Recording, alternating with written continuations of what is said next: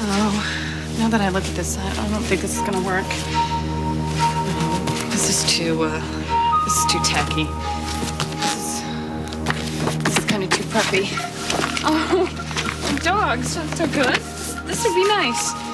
Tammy's gonna like dogs. She'll like dogs. Oh, Tammy, you are just going to love your new room.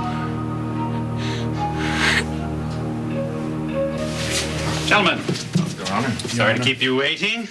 I know that none of us want to be here on Thanksgiving, so we'll try to keep it brief. This case is especially poignant since it concerns a little girl whom, in my opinion, should be spending her Thanksgiving day with the family she's going to live with permanently. So, let's get on with it. Your Honor, the burden of proof rests with us, and we are going to prove that Alan Spaulding manipulated the Chicago social services system in order to get temporary custody of Cassie Lane's daughter, Tammy, in the first place. Objection, Your Honor. That is a wild accusation which has absolutely no basis in fact whatsoever. My client is a well-respected and generous benefactor of an innovative program sponsored by the Chicago Child Services to find homes for hard-to-place children. Forgive me for interrupting you, Counselor, but I would like the attorneys to leave now, please. What? Your Honor, I want to talk to these two men. I've seen too many cases where the law was right, but the child loses. I want this hearing to be about Tammy Lane. Gentlemen, thank you. Happy Thanksgiving. Likewise, thank you.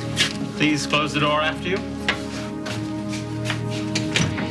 Now then, I'd like to hear from each of you in your own words why I should be compelled to bestow custody of Tammy to either you or to her mother, Mrs. Cassie Lane.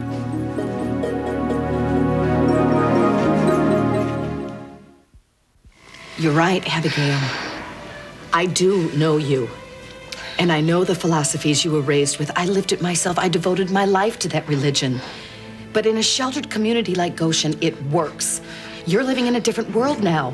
And in a protected environment, it's easy to practice the values of nonviolence. Are you trying to make excuses for me? No, I'm not making excuses. I just want you to know that I understand.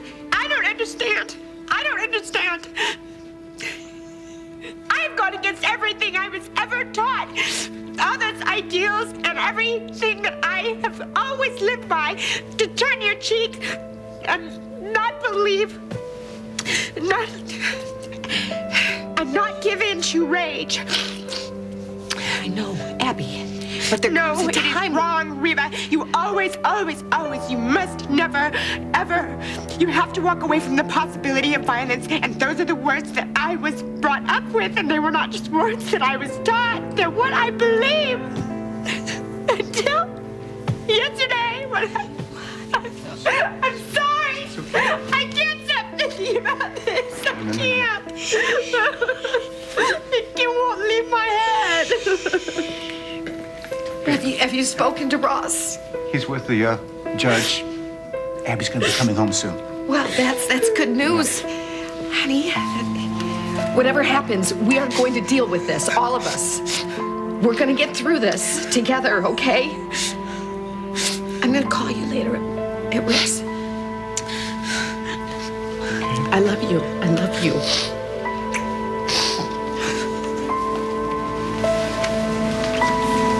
I love you too.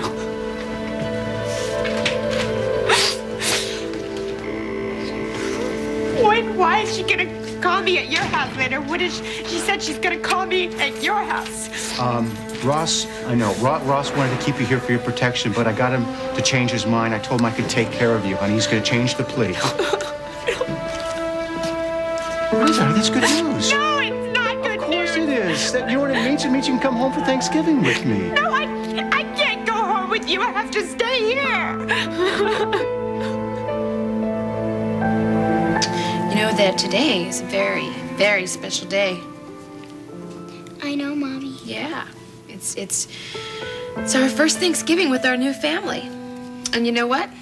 Aunt Reva and Uncle Billy, they told me that there's a really cool family tradition everyone does every year. What is it? Well, we all sit around the table and we hold hands and each of us share what we're thankful for on this day. I know what I would say. Oh, yeah? What's that? That I'm happy that you and me are together again. Me too, sweetie. Me too. Your Honor, Cassie Lane is much more than just an employee at Lewis Oil. She is my wife's sister, which makes her family. And family is just so important to all of the Lewises. We've suffered some devastating losses this year. Cassie and Reva's mother, Sarah, passed away, and more recently, my father, H.B. Lewis, died. But the extraordinary thing is, we gained 2 members. Cassie and her beautiful daughter, Tammy. My wife waited so long to be reunited with her sister. And our children, Mara and Shane, were so excited when they met their new cousin and their new aunt. We want to keep them together, and we want to keep them with us, with their family, Your Honor. I have a bunch of people right now waiting for me back at home. I would love to be able to go home to them and tell them that the bad times are over, finally. I would love to be able to give them something to be thankful for on today of all days.